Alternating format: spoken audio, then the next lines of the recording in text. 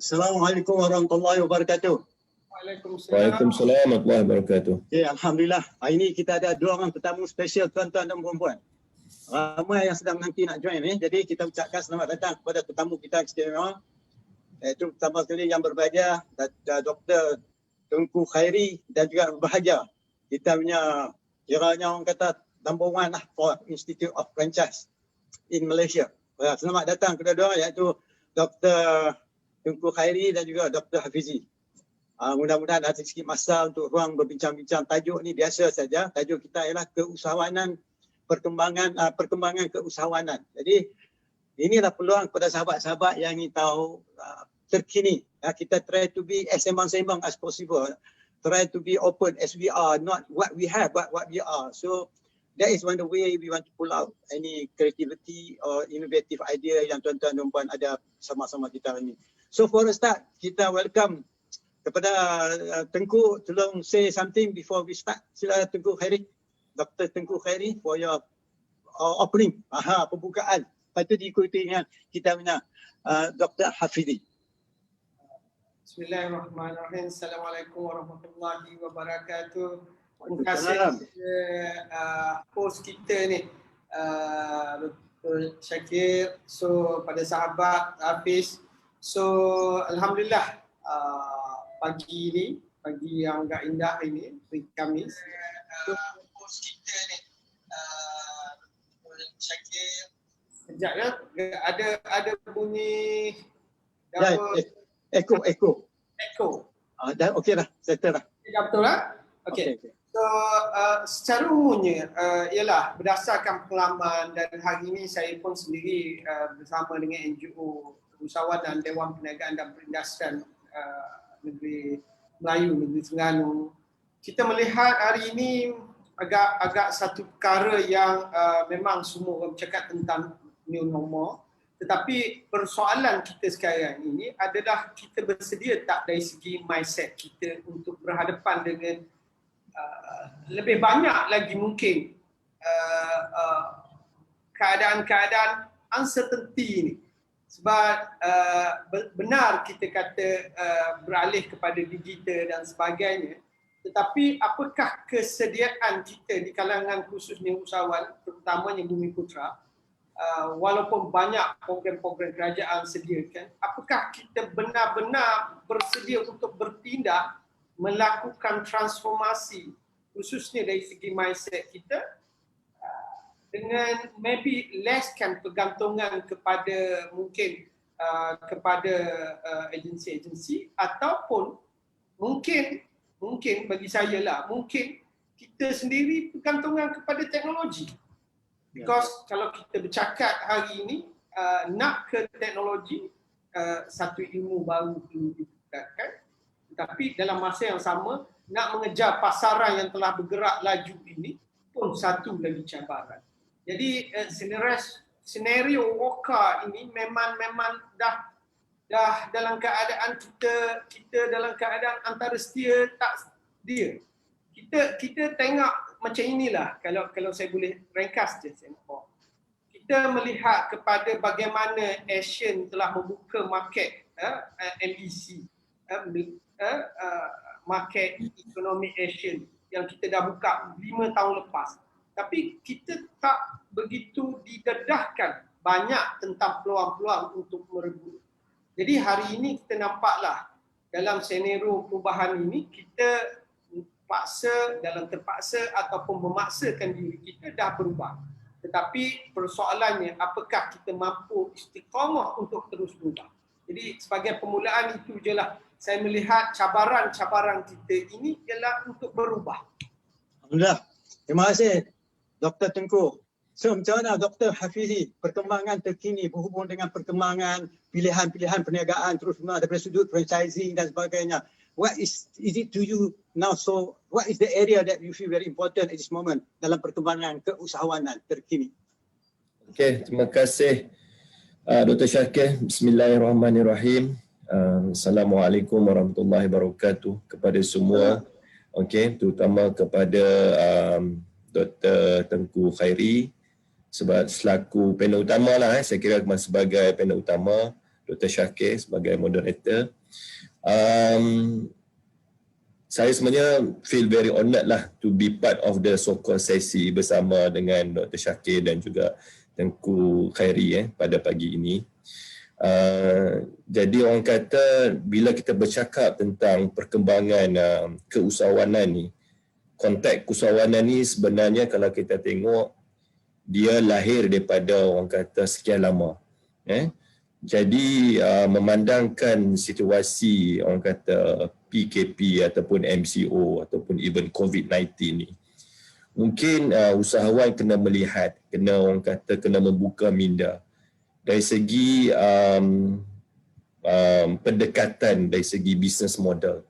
Kalau dulu kita katakan business model ni lebih kepada tertumpu secara physical present, di mana kita kata buka di shopping kompleks, buka di kedai, buka di kawasan-kawasan komersial.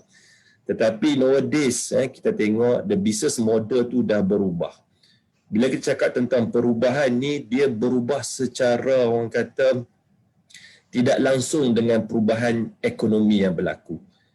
Perubahan ni termasuk juga dari segi orang kata pendekatan yang mana tadi Tengku Khairi maklumkan, dari segi pendekatan teknologi. Mungkin kita tidak pernah terfikir sebelum ni tentang orang kata penggunaan sistem dalam perniagaan. Kalau kita kata sistem dulu, kita cuma nampak dari sistem franchise saja. Tetapi dia mungkin lebih daripada itu. Siapa pernah terfikir sekarang ni kalau kita duduk di rumah, kita cuma order di rumah, tetapi makanan boleh sampai di rumah, di depan pintu rumah. Kita tak pernah terfikir. Tetapi sekarang the reality, the business model sampai ke tahap begitu. Jadi saya orang kata menekankanlah kepada orang kata usahawan baru, walaupun mungkin potensi usahawan, sebab kita sedia maklum sekarang ni ramai orang terjejas, ramai orang dibuang kerja. Jadi gunalah peluang-peluang untuk kita mendalami, mempelajari ilmu-ilmu keusahawanan ini dan juga skill-skill yang ada. Saya percaya orang kata sokongan daripada kementerian, kementerian kita ada macam-macam kementerian dan kita ada berbagai-bagai agensi pembangunan usahawan di Malaysia ni.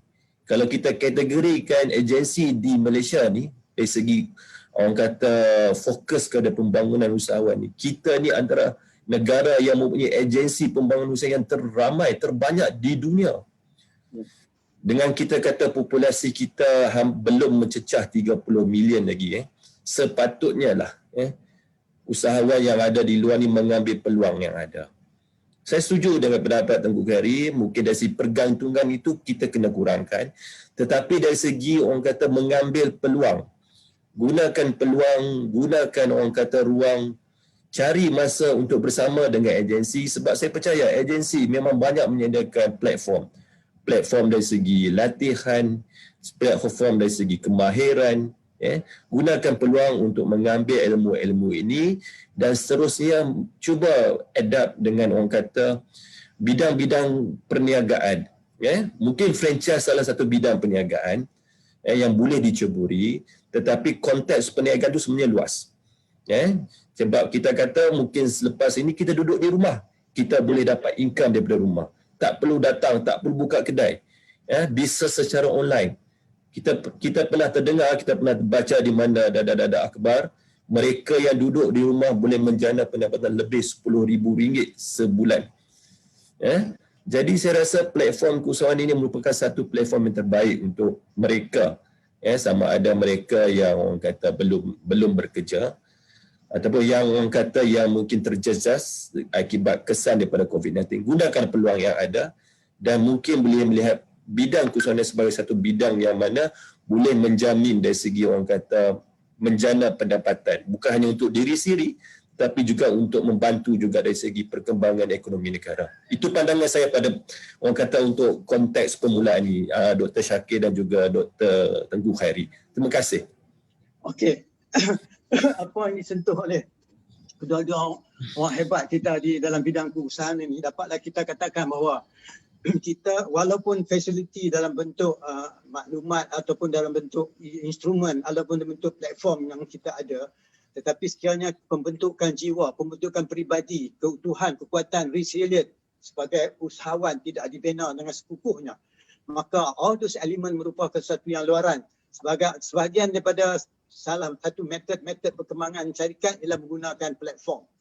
Jadi di sinilah persoalannya. Gig economy berkembang hasil daripada berlakunya terlalu banyak sangat. Apa kata? Kita bergantung pada automation. Sebabnya berlakunya yang dipanggil disruptive technology, penggunaan banyak algoritma, penggunaan banyak sistem-sistem. Tetapi tekanan pada pembangunan insan tu perlu diberi perhatian seperti yang ditimbulkan sini. Maka di sini letaknya apa saja sistem yang diberi dengan adanya kekuatan diri untuk memahami sesuatu dan digandingkan sebagai satu alat untuk mengembangkan keusahawanan. Daripada sudut ni, saya tahu pasal kita punya Dr. Hafizi tak berapa lama lagi dia boleh bercakap dengan kita. Daripada sudut ni, kalau pembentukan daripada sudut mana tekanan yang patut doktor nampak bahawa diperlukan sangat-sangat sekarang ni. Memandangkan we are dealing with a lot of the uncertainties. Banyak yang tak menentu. Jadi kekuatan diri untuk mengetahui maklumat yang terkini. Umpama seperti dot in the sky. Ya, titik hitam yang datang dari pemandangan kita, kita tak faham, kita menunggu. Tiba-tiba yang datang tu ada sesuatu yang menyebabkan berlaku perubahan, maka kita dah terlalu lambat untuk berubah. Oleh itu, sama ada kita bekerja sekarang ni untuk manage change or you be absorbed in change. So dari situ tu macam mana Dr. Hafizi? How will you go about to handle the situation now? Okey, Dr. Shakir. Saya sebenarnya amat-amat bersetuju dengan pandangan bahawa dari segi transformasi minda tu amat penting bagi pembentukan seseorang usahawan.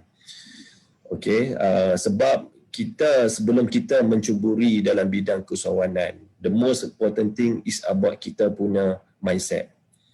Kita kena tahu bahawa bidang keusahawanan ni cabaran dia agak besar.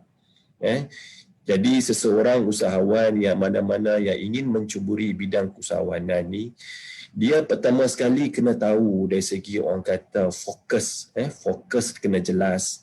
Dari segi objektif perniagaan tu kena jelas. Sebab daripada sini dia boleh membentuk orang kata kita punya mindset untuk kita bekerja dengan orang kata dengan untuk memastikan bahawa kejayaan perniagaan yang kita lakukan. Jadi pembentukan orang kata minda ni sebenarnya boleh berlaku secara berbagai bentuk. Kita boleh pergi untuk mendapatkan ilmu pengetahuan, kita boleh pergi belajar untuk kita bentukkan orang kata mindset ke arah keusahawanan. Mungkin kita boleh katakan jika seseorang tu tidak ada orang kata mindset keusahawanan tu, tidak bererti bahawa mereka akan gagal dalam perniagaan. Jadi pembentukan mindset ni bukan hanya datang daripada orang kata daripada zahir sahaja, tetapi secara teoretikal, secara praktikal dia boleh dibentuk. Jadi orang kata gunakanlah peluang, ambil kesempatan, belajarlah dengan mungkin rakan-rakan usahawan yang sedia ada, dapatkan ilmu-ilmu supaya benda ini boleh menjamin kepada kejayaan sesuatu perniagaan itu. Jadi kalau kita katakan sebagai seorang usahawan, saya memang amat-amat setuju bahawa sebelum mana-mana usahawan dia ingin mencuburi bidang perniagaan, first thing first is about to change your mindset. Because mindset ni sebenarnya dia orang kata penentu kepada orang kata kecenderungan orang untuk menjalankan perniagaan. Dari segi orang kata business model tu boleh datang kemudian. Kita dekat sini macam-macam business model kita ada. Kita boleh ambil bidang franchise, kita boleh ambil bidang perniagaan yang lain. Tetapi kalau tanpa mindset yang betul, kita tidak boleh memastikan perniagaan itu konsisten, sustain and resilient. Itu yang penting bagi saya. Okey. Jadi Dr. Shakir, saya ni sebenarnya terpaksa mengundurkan diri sebab saya kebetulan hari ini sebab ada mesyuarat bersama Institut Keusahawanan Negara. Jadi insyaAllah selepas habis mesyuarat ini, kalau katakan sesi ini masih lagi ada, saya akan bersama semula. Jadi sekali lagi saya mengucapkan ribu terima kasih kepada Dr. Shakir dan juga sahabat saya lain lah. Sebenarnya Dr. Tengku Khairi ini, saya ni sebenarnya mungkin dari segi ilmu, pengalaman ataupun ilmu pengetahuan tu saya rasa saya terlalu jauh jika dibandingkan dengan kedua-dua orang kata sahabat saya di sini. Saya orang kata masih lagi banyak benda yang saya perlu belajar. Sekali lagi saya mengucapkan terima kasih dan saya ucapkan orang kata Assalamualaikum warahmatullahi wabarakatuh. Terima kasih. Terima kasih. Waalaikumsalam warahmatullahi wabarakatuh. Terima kasih. InsyaAllah kau sempat join, please. Ya, Alright. terima kasih. Okay. Thank you for your contribution. Ya, terima kasih Dr. Alright. So sekarang ni kita tinggal yang berdua. Tengku Khairi. Mungkin ada nanti. Terima kasih. Mungkin saya minta sahabat kita yang kalau dia line dia clear, iaitu Cik Samsul, dia boleh masuk. Dia pun nak join kalau boleh, kalau line dia clear. Jadi berhubung dengan perkara tersebut, saya dapati sebagai kalau seorang usahawan, sebagai CEO sekalipun, dia memerlukan penumpuan pada syarikat, dia memerlukan 110% concentration to the business. It's not only concentrating 100%, should be 110%. Hidup kita lebih kurang dalam 1 tahun lebih 85,000 jam, something like that. What we need only 1%. That means we need only 88 hours. That means in 1 week, we have to spend about 2 hours only focusing on the business. If we are able to do that, that means you are able to control your business, only to follow the development of your business. Because we have to understand what is happening in business. Sebagai usahawan, because most of the time, we are managing the change. Because we cannot stop the change. Jadi perkembangan untuk mengetahui, untuk mengatasi inilah, maka perlu diberi pendidikan, kekuatan minda yang sesuatu yang disebut sebagai transformasi diri. Because the resigning ataupun kita realign the mindset sangat-sangat diperlukan sekarang. Kebanyakan orang yang tak mau buat bisnes because dia tak mau dah, sebab tu dia let go. Doesn't mean dia tak boleh buat. Dia kata I don't have the energy. So this is a question of our own build up the system, we help building our own self. Daripada situ Tengku, kita look from the practicality. What else you see that the important thing should be instilled kepada usahawan muda dan seasoned usahawan yang ada sekarang. Any idea from you? Yes. Saya amat bersetujulah seperti mana yang Dr. kata tadi, bahawa dalam senario sekarang 100% tu mungkin tak cukup. Tak cukup, not enough untuk manage changing impact. Dan saya tertarik sebenarnya, memang semua pendengar semua dah tahu bahawa yalah Dr. Shakir ni main sifu juga. So dah mastering dalam coaching. Saya rasa dalam keadaan sekarang kebanyakan usahawan-usahawan perlu memanfaatkan program-program coaching yang ada. Because sebenarnya yang perlu berubah sekarang bukan sahaja kita melihat proses itu. Proses akan lebih mudah berubah sekiranya leader ini berubah. Yeah.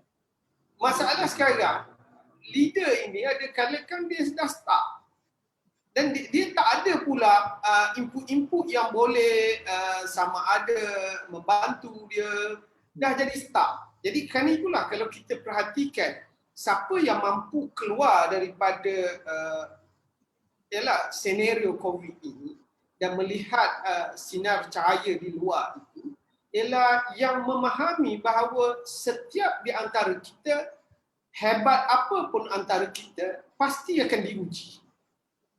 Dan ujian itu boleh lulus dengan ketenangan minda. Saya rasa yang ni saya banyak juga belajar daripada Syakir. So, ketenangan minda ini hanya akan boleh membawa ataupun nak manage keadaan-keadaan yang mungkin ini, barulah kita akan mampu untuk menggerakkan bisnes. Tetapi kalau dah start, kalau dah ini, sebab dalam keadaan sekarang saya tengok macam ini, saya selalu melihat pada usahawan-usahawan, apabila kita duduk bersama mereka, sebenarnya solution yang dia cari itu sebenarnya ada pada dia. Yes. Tetapi gagalnya dia kerana ketenangan yang tidak ada. Betul. Ketenangan itu yang menyebabkan dia tak ternampak di mana ada ruang positif, dan terlampau banyak sangat ledakan-ledakan yang datang itu dengan elemen-elemen yang negatif. Ya. Jadi akhirnya mungkin minyak duduk di atas air ini tak dapat membuatkan dia itu bernafas.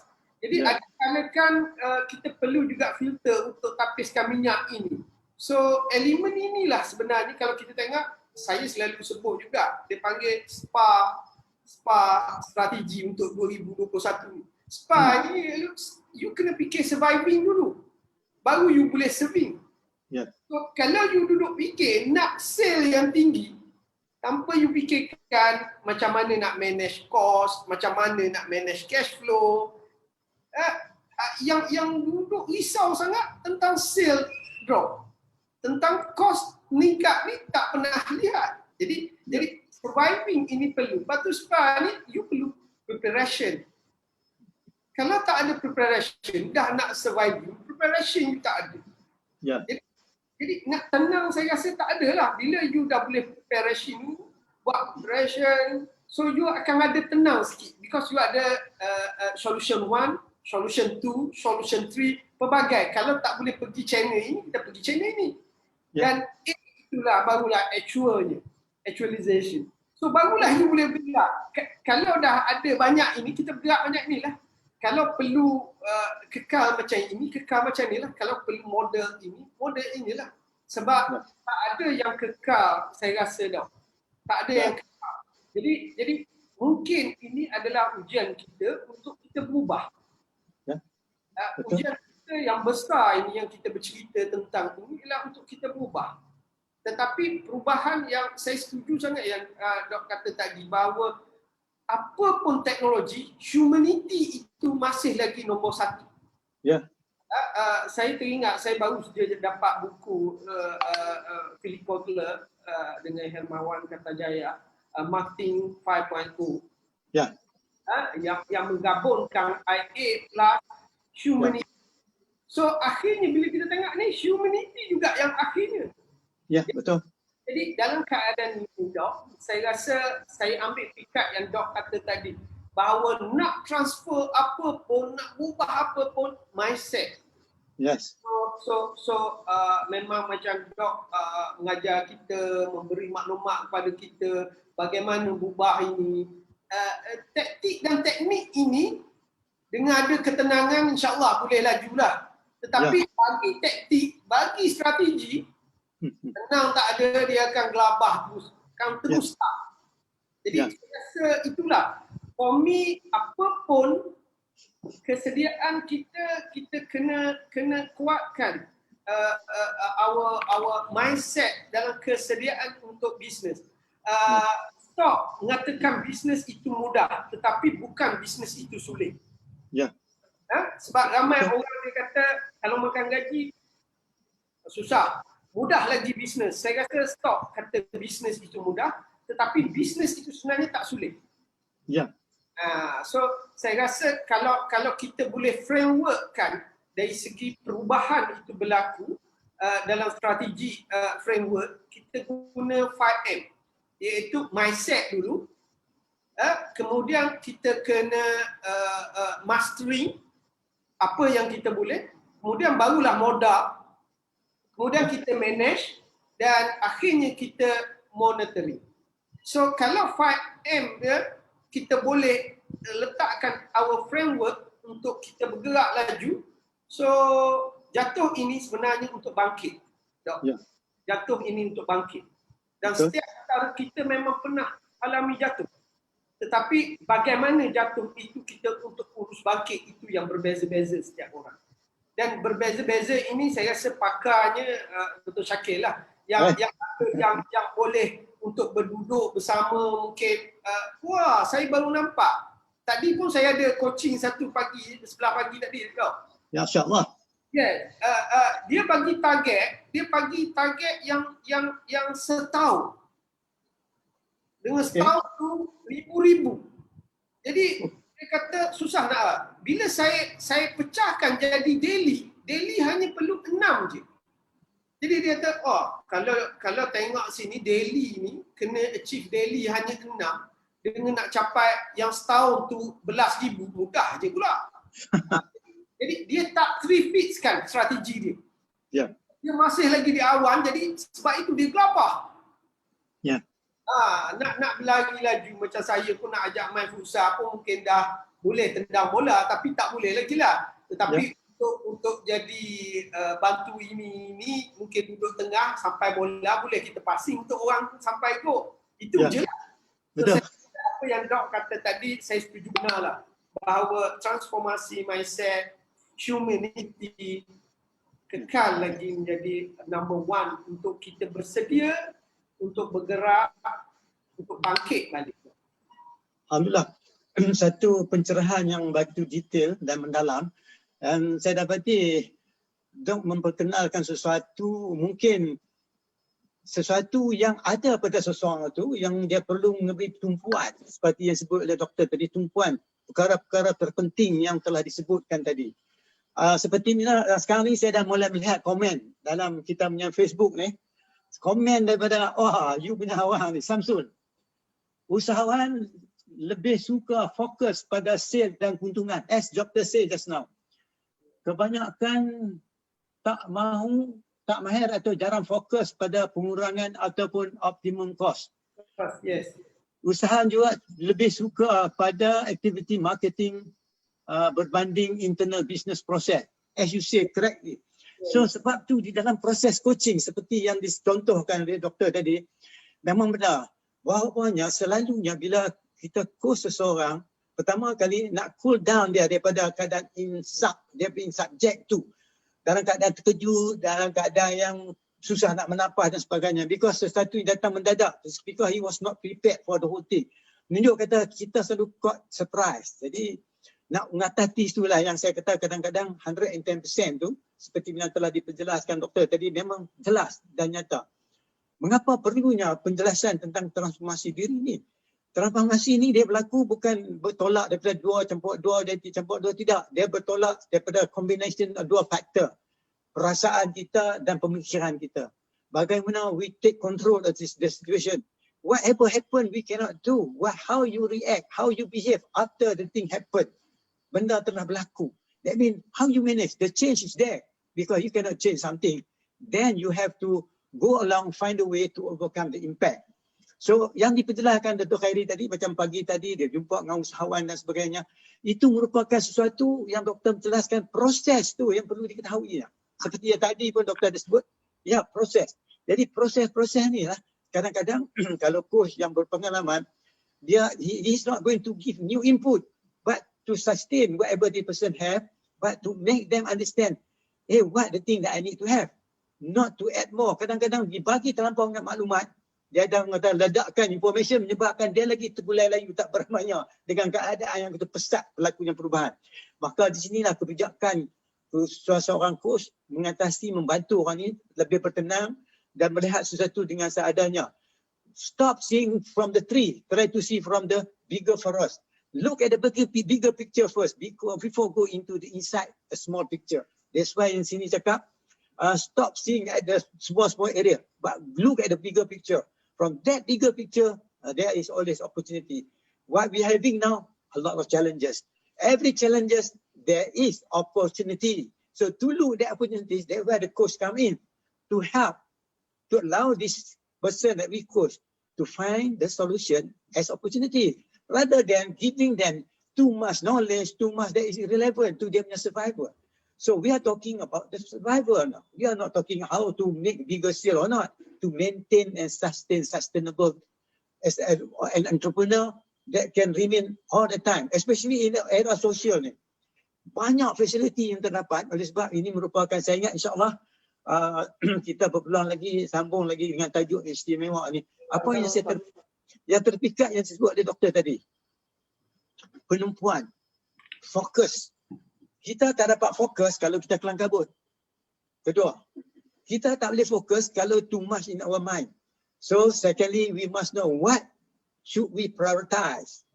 This to prioritize certain thing adalah satu juga skill.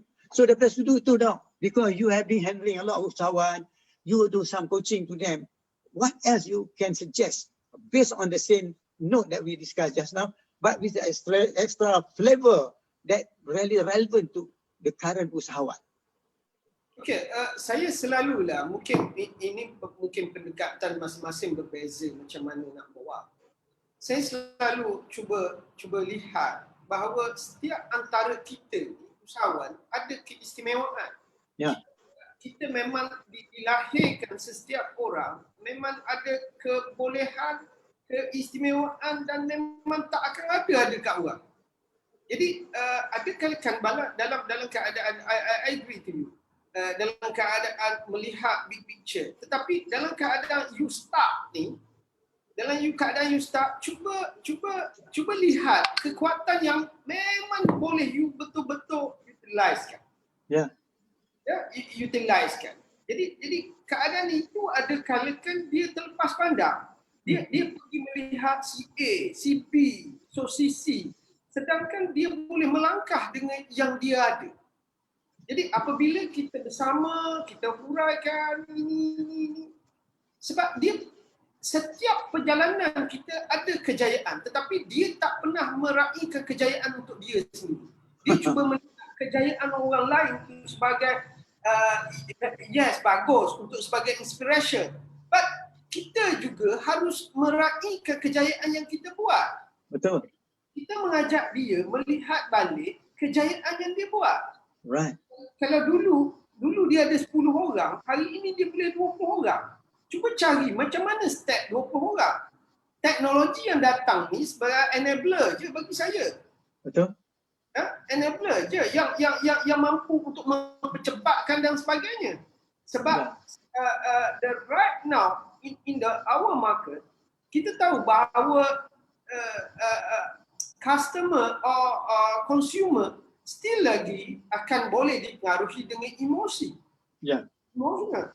So kalau you boleh melihat kejayaan yang you dah lihat dalam dulu, orang selalu melihat sejarah ini as a sejarah. Bukan sejarah ini as a education ataupun knowledge. Jadi kita ajak dia balik kepada keadaan kejayaan dia. So barulah dia rasa, wah, kalau dulu aku masa krisis kewangan dulu boleh. Masa dulu aku tak ada modal pun aku boleh. Kenapa aku tak? So dia kata ketenangan fokus yang Dok kata tadi is a part of. Saya balik pada asas itu, Dok. Ya. Sebab apabila dia tenang, dia akan mampu memikirkan dia secara kreatif dan inovasi datang. Yes. Sebab dia memang orang kreatif, sebab dia dah jadi usahawan. Yes. Tetapi sebab blok yang ada minyak yang ada atas tu, dan dia tampar minyak sangat, dia lemaskan dia. Ya. Jadi saya pun belajar pengamal. Dok mengajar saya ini membaca tulisan Dok. Buku Dok pun saya dah habis kata berapa kali, walaupun nak pergi coach orang ada kali kan baca lagi growth model. Semalam saya dapat satu ilmu, ada semalam kebetulan kami juga di InScan diasuhkan balik dengan coaching. So kita faham kalau growth model ini kalau tinggal W ni jadi GRO je lah Dok. Jadi CRO tu yang tak sampai tu, grow realistic option, so tak take action, dah tak ada lah. So kita melihat sekarang dalam keadaan hari ini, dalam keadaan senario ini, ramai orang tak bertindak. Contoh, macam tadi saya amat setuju Dr. Fuzil kata tadi, banyak peluang-peluang, permai ada sekarang, dulu penjana ada, tapi dia tak bertindak. Dia tak bertindak. So apabila dia tak bertindak, faedah-faedah yang ada di sekelilingnya hanya akan ada faedah je lah. Buahnya kita tak dapat rasa. Dan saya lihat kita kena balik bawa usahawan-usahawan ni kena memahami fokus kepada proses. Kepada proses dan belajar memahami proses-proses. Dan apabila dia faham proses, insya-Allah apa pun sekali gelombang datang, apa pun duduk di lautan mana pun, dia ada option untuk diambil. Tetapi kalau instant, dia tak boleh buat apa-apa. Saya selalu suka bawa proses ini, macam contoh, kalau kita dulu mungkin Dok, banyak lagi pengalaman pada saya, nak ambil buah rambutan. Ya. Beli kita tak ada duit Dok.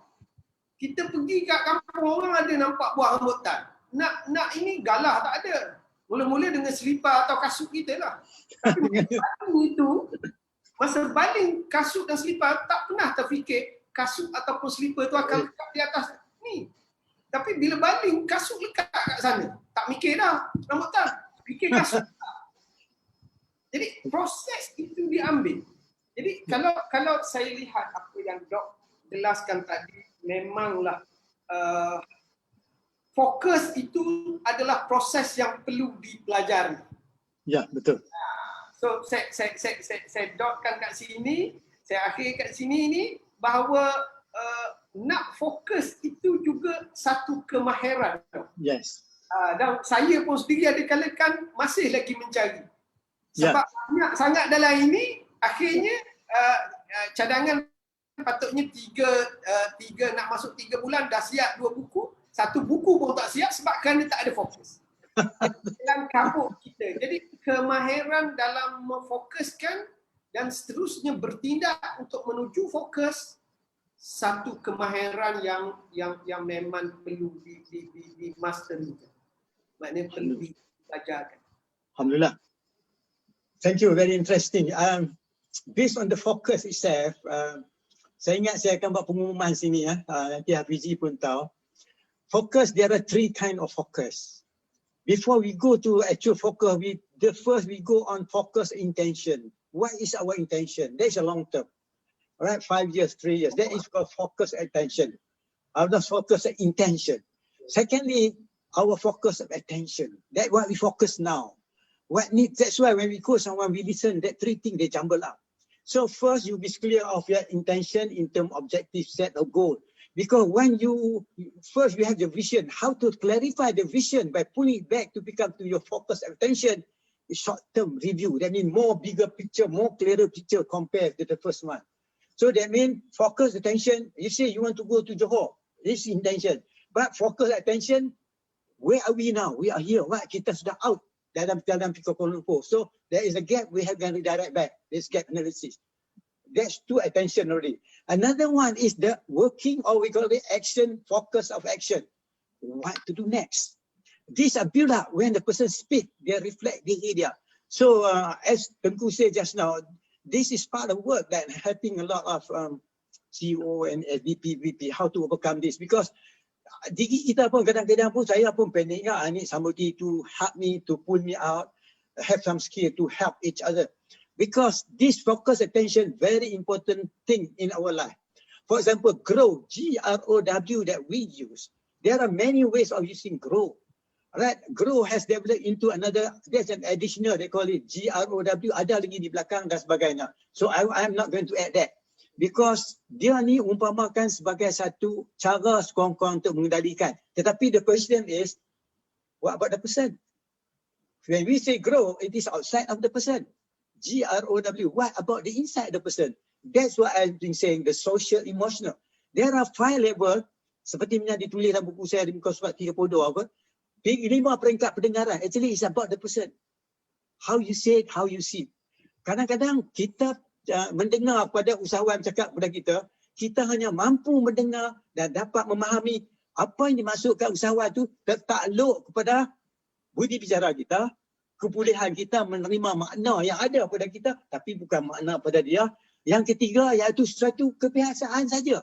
Anything outside than that, then we won't understand. That's why a coach must be well trained to be fully understand. Kadang-kadang this guy is very creative. He speak that we don't understand. How to go about understanding about the person. 3, there are 5 peringkat. First, the person see something, listen something from what he knew. Saya tahu itu sama dengan saya. That is the first one on listening. Second one listening, well, I'm listening. What the others think about that thing? So kita jadi looking at others, not our own. Itu yang kadang-kadang jadi usahawan. Diri dia tak kira rasa. Dia kira orang lain suka, okay, dia pun suka. Walaupun dia tak mampu menjalankannya. Sebab tu dia looking for more subsidies. Alright, so they don't focus for their own survival. And the third level, they lose something, they look at something based on the, ini yang kita katakan self-authoring atau nilai-nilai yang dia pegang. It doesn't matter if I win, it doesn't matter if I lose, but I maintain I punya value yang aku. That's why these people can say, yes, I lost. Yes, saya rugi. That was yesterday. But today, insyaAllah, I can move on. First, we admit the situation. We declare what we face this one. And then we go on how to develop. And the last one, the highest one, you are in the flow. I mean, you are able to absorb any differences. You know how to go about maneuvering to survive. So this is why we are interested. Now we come at this area already, seasoned entrepreneurs. They are now looking for that. Lately, I was being engaged by a lot of these CEO entrepreneurs, helping this. Doesn't mean they do not have the knowledge, they have everything. But how to help them? Orang kata melihat sesuatu macam tarik rambut di dalam tepung. That's a new skill. So I think let's see apa yang ditulis ni Tengku. Ya. Samsul tulis usahawan tenggelam. Lagi satu dia tulis di sini. Okey.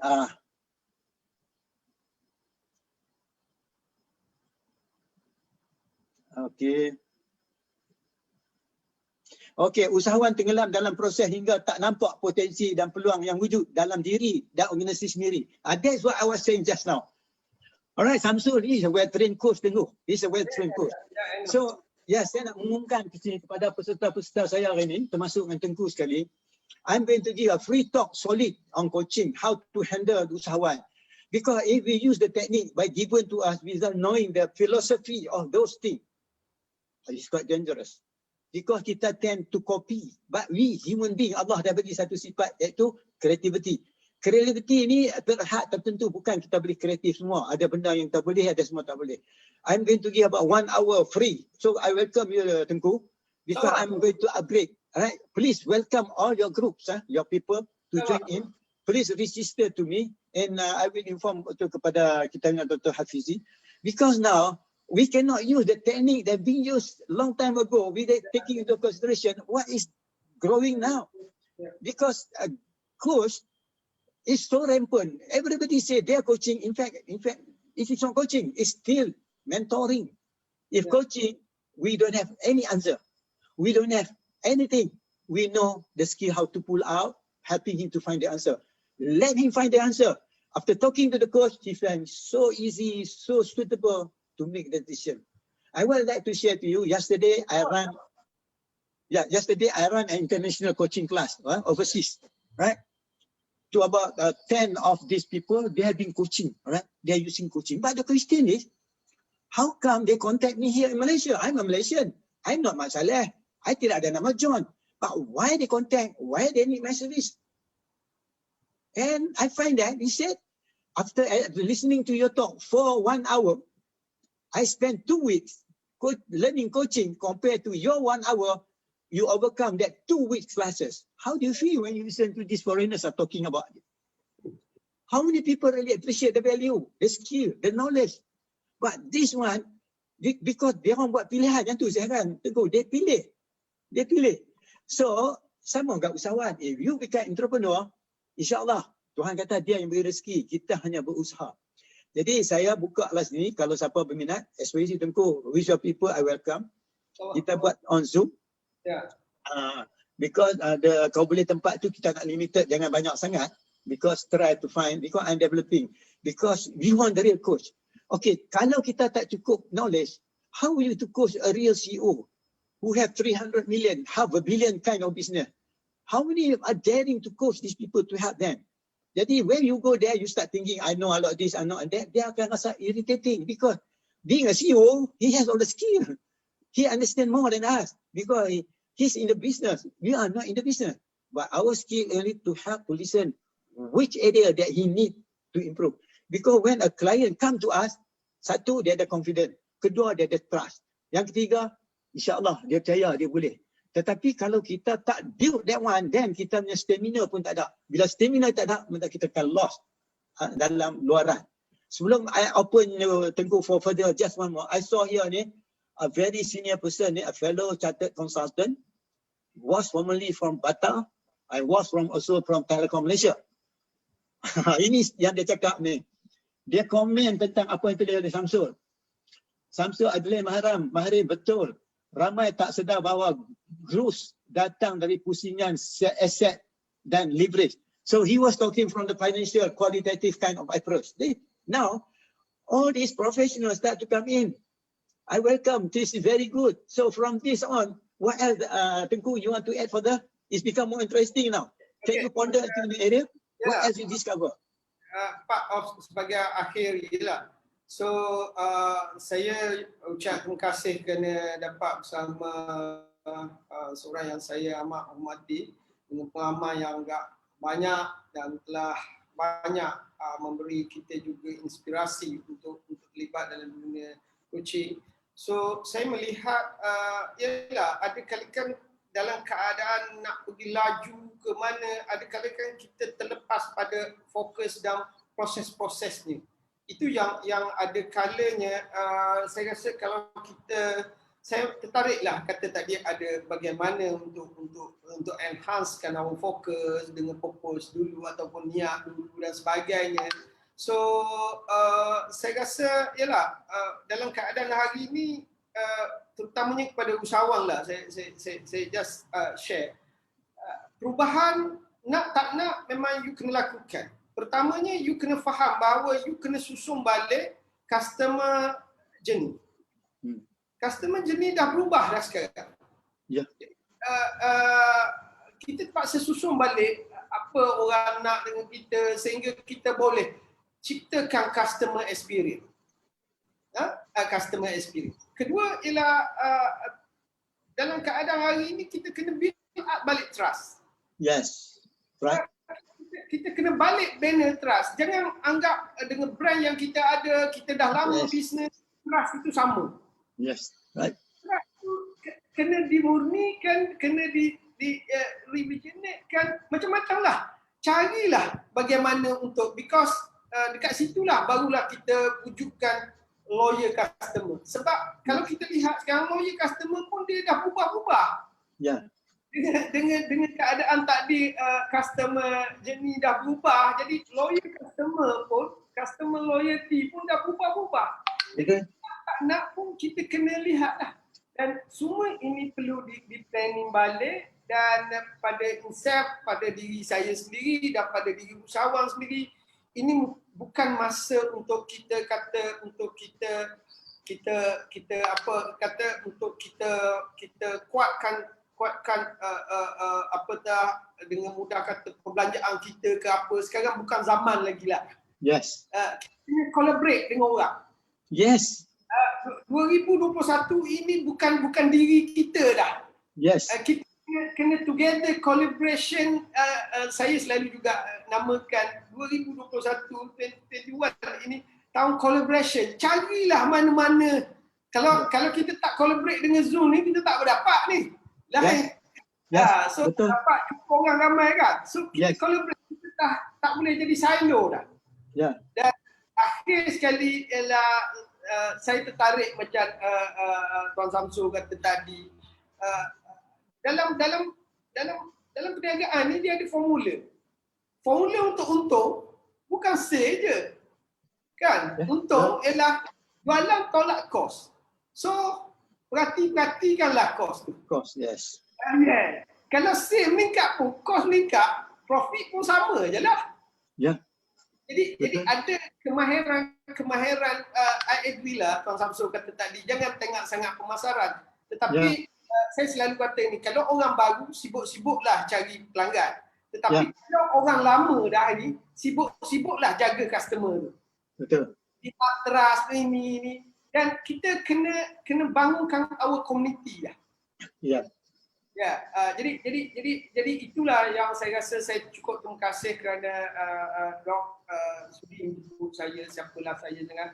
So untuk berkongsi hari ini, setidak-tidaknya saya juga refresh balik apa yang Dok kata tak difokus.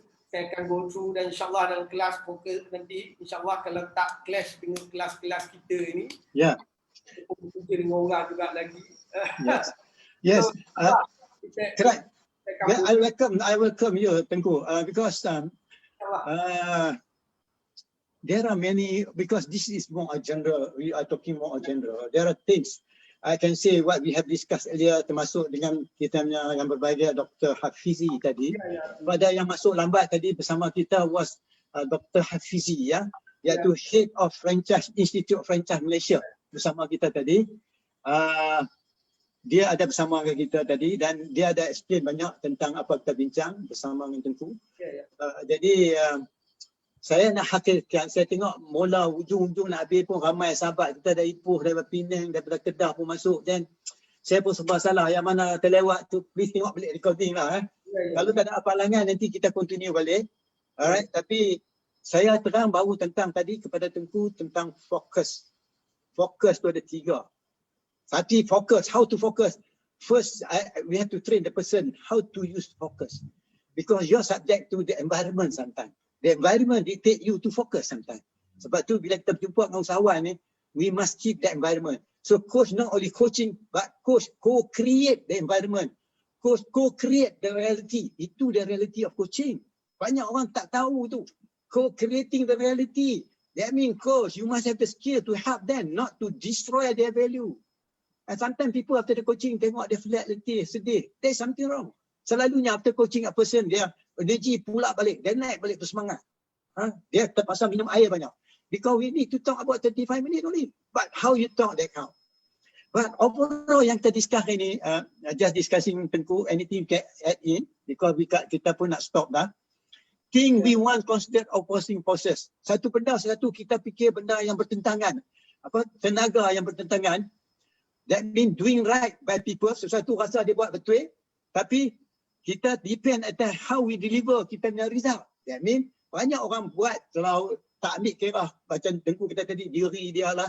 Dia tak fokus ni, badan dia tak sihat pun tak ambil kira apa. It's no point. So delivering forces ni, kita kena faham. Satu, kita kena collaborate.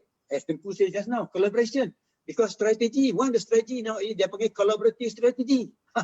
Kita kena collaborate dengan Zoom. Kalau tidak, kita tak boleh pakai. Tengku kata tadi. Yang kedua, keeping focus. Once again, to keeping focus. That's why those who attended, I will tell you how to use this focus. Soalan dia, keeping focus ni is very, very important. But I can message here.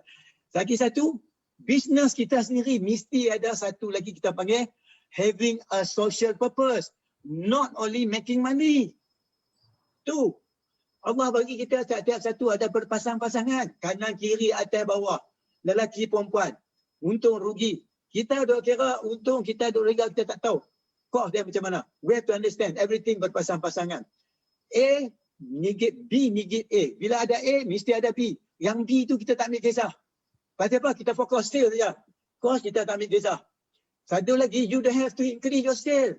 What you need to do, find where is the cheapest and good quality of raw material. Then build up a better quality. Still you make money. Am I right? That's what we are doing also. Sometimes kita nak tambah sale, but you don't care about the cost. The cost is climbing up almost 100%. Gone you are. And then lagi satu, not only making money, so really not in your position. Menunjuk kata, kita yang matlamat so proses kita untuk menjalankan bisnes ni bukan dia bertentangan dengan nak buat bisnes. No. Itu we have to train balik kepada usahawan kita. Social responsibility dan kita panggil social purpose also play equal important. Sebab social important dia, we must develop the skill of people. As they develop, kita punya business become better. Operating cost become cheaper. It's equally important. Kita take care of the people take care of our business. Win-win. This one we have to instill. In my coaching, that's what happened. We have some people. Dia kata kita tahu banyak perubahan. And my friend, oh my God. At this moment of time, their turnover is 300 million a year. But I cannot tell what kind of business that. I am the coach. So the question is, if I were able to share this a bit to usahawan kita, it's also beneficial. Kita ada ramai orang pandai-pandai termasuk dengan Tengku, termasuk dengan all the smart nation. They are the cream. Ini umpamakan debu-debu berterbangan. Tumpang saja di mana ada. I tumpang platform. Saya tak ada apa skill, tak ada ilmu. Alright. I have no place. Saya tak ada. Tetapi saya dicari untuk bantu. Okay. All this, we need more sophisticated approach to understand business model where making profit doesn't mean losing purpose, community and connection. Nampak tak? 3 things I mentioned here. Making business is not mean that losing purpose, losing community and no connection. Tidak. Kita kena ada clear purpose, kita kena good community, kita kena well connected connection. Because you connect, create more value. Customer also become co-creator of your product because they complain, they care about your business. You give the result of their complaint, you produce a better result. What happened? Win-win. Because customer get the benefit, you get the benefit. This is the thing I bring into the public to realize. Finding the right balance among them is the key. How to find the right balance? Social responsibility and business profitability. We will find that the balance that we shape now, construct for business model. Hasil dari situlah bagaimana kita construct new business model. Business model, kadang-kadang you don't have to change the whole model. You change your expenditure model, satu. You change your marketing model, also another one. You change sales model, also another one.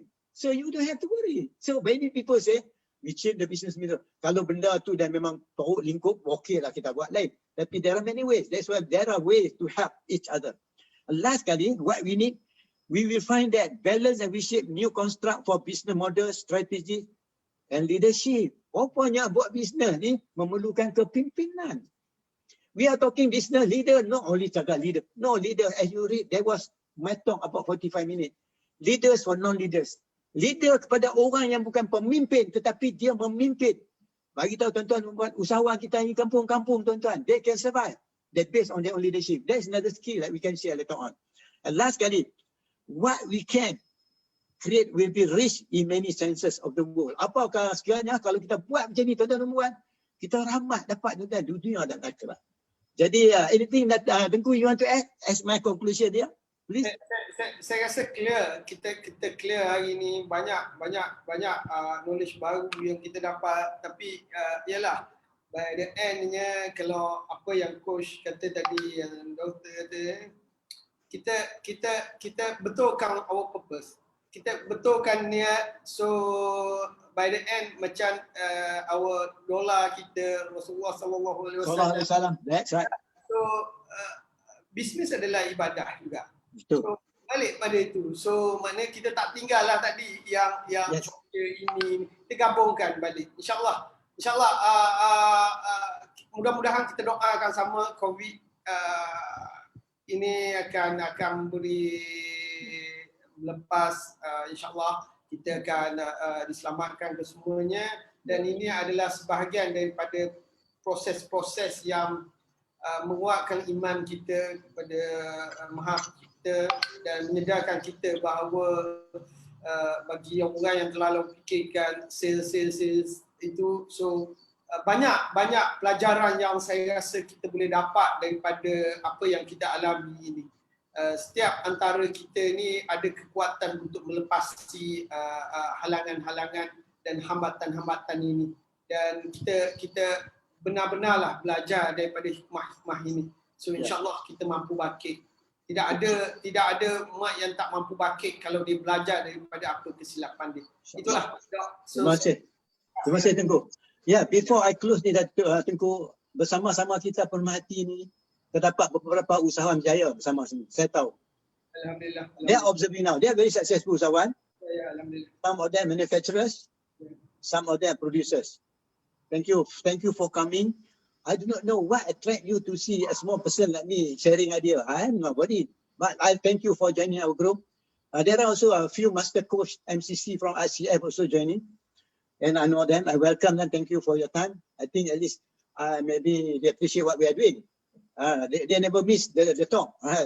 Yang ketiga, saya rasa juga kita lupa, kalau tuan-tuan miss penyampaian earlier tadi by Tengku Khairi, Dr. Tengku Khairi, dan juga dengan kita punya Dr.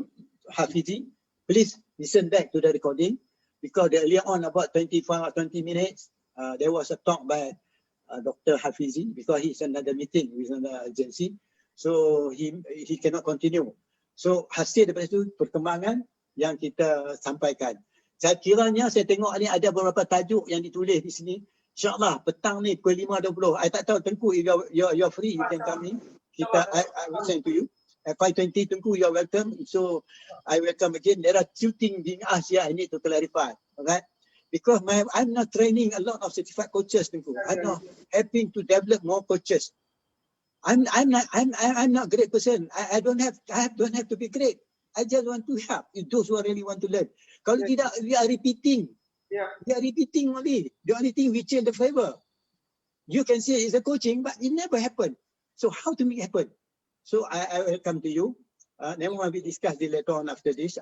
Kemudian kepada sahabat-sahabat yang dapat datang ni, thank you for your question, for your comment dan sebagainya. Termasuk orang senior ni, iaitu penyedia rancangan perniagaan. Ini orang hebat ni, fellow chartered accountant. Dia masuk pun komen. Mungkin mereka nak dengar Tengku cakap ni, Tengku. You hebat ni. Termasuk juga Harum Saleh. Termasuk Muhammad Ahmad. Faizul Haizat. Selamat datang Tuan Faizul. How are you sir? Ini orang hebat. Okey, termasuk ramai lagi sahabat-sahabat Puan Tina dan juga Alias daripada Penang, Ustaz Alias. Terima kasih for coming in. Please share this video if you like this talk is very useful. Please share. So dengan ini saya mohon maaf, silap cakap, laju cakap is my weakness. Saya pun macam tu juga. Semua ini kelemahan saya. So yang ada ini based pada pengalaman dan sedikit ilmu yang ada. So just kongsi saja. InsyaAllah. So I think kita akan boleh, kalau tuan-tuan bersedia, kita akan buat special course for those who want really to be a real business train coach. I will do it because sekarang ni overseas coming to me. Now I tak macam it's about 1 hour 300 US only. 300 US only. But there are 10 of them. So they need more. The question is they want to learn from others that maybe some kita kena dengar, mungkin dia cakap ada kebaikan kita. Jangan kata tak bagus. Learn to listen to their strength, not on their weaknesses. That is another skill, how to listen. We will do it again. Okay, terima kasih Tengku. Thank you very much for your time available. I think I've been trying you for 2-3 years. Am I right? 2-3 years. Termasuk dengan Dr. Hafidhi. Alright. And suddenly Dr. Hafidhi pun ada time. Alhamdulillah. Oleh sebab dengan ada yang Dr. Tengku Khairi ni, Dr. Hafidhi pun masuk. Dr. Hafidhi masuk. I think because Tengku Khairi. Not because of me. His close friend dia boleh ruangkan masa. Ini pun bukan satu rahmat. Setiap pertemuan tu tuan-tuan perempuan merupakan rahmat. Setiap pertemuan Tuhan bagi rezeki. Orang siapa sambungkan tali silaturahim, Tuhan tambahkan rezeki. InsyaAllah. Yeah, we learn from each other. I know great than you. All those of you who are quiet outside there, you more smarter than me. Right? So kecantikan bermula dari dalam, menyinari seluruh alam. Baiklah di dalam, niat baik kita, niat suci kita, mudah-mudahan Tuhan tolong kita. Mohon ampun, silap cakap dan sungai itu kelemahan kami. What we can do, that's what we can do, the best what we can. Ya, kalau tuan-tuan nak tahu apa lagi, tunggu petang ni kita jumpa tuan-tuan dan puan at 5:20. See you again. Terima kasih banyak-banyak. Assalamualaikum warahmatullahi wabarakatuh.